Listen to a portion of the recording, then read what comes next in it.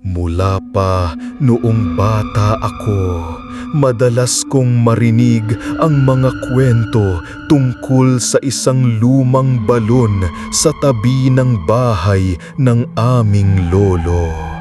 Sabi ng mga matatanda, huwag kayong lalapit sa balon pagdilim.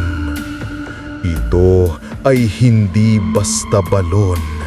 May mga espiritu daw na nagbabantay doon, mga aninong hindi makaalis sa mundo na ito.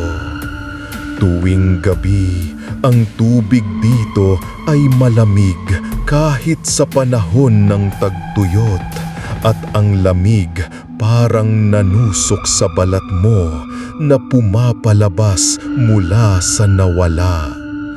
Isang gabi, nagtipon-tipon kami sa sala ng bahay.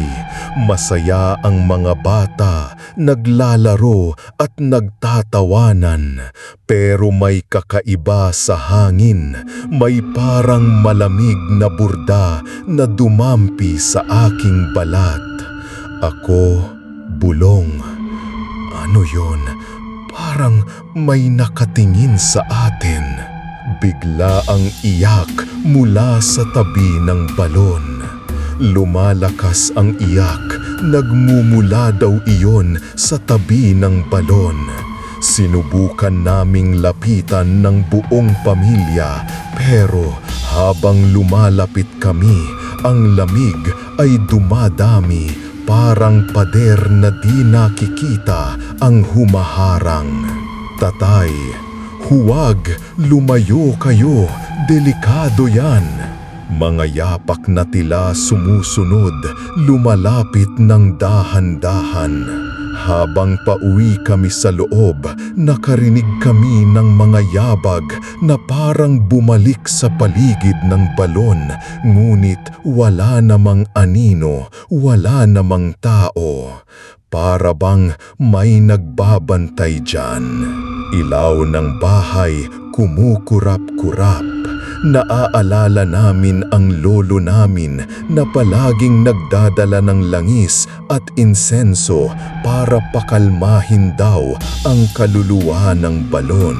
Pero kahit ganoon, may mga gabi pa rin na parang may nagmumungkahi o nag-aalerta sa bahay. Malalakas na kalabog mula sa likod ng bahay, lalakas ng paunti-unti.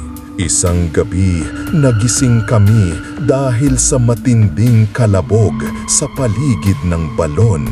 Tumakbo tayo, may mga anino. Paglabas namin, nakita naming nagpupukol-pukol ang mga anino, kumikilos na parang nanalangin na may dalang malupit na babala. Mga anino na nagsisipagsalita, mahihinang bulong, lumayo kayo. Hindi namin alam kung ano ang lihim ng balon na iyon, pero alam namin na di ito basta-basta. Hanggang ngayon, kapag gabi na, hindi kami lumalapit doon, at ang mga bulong mula sa balon ay patuloy na nagbabantang may itinatagong lihim, isang dilim na hindi namin dapat harapin.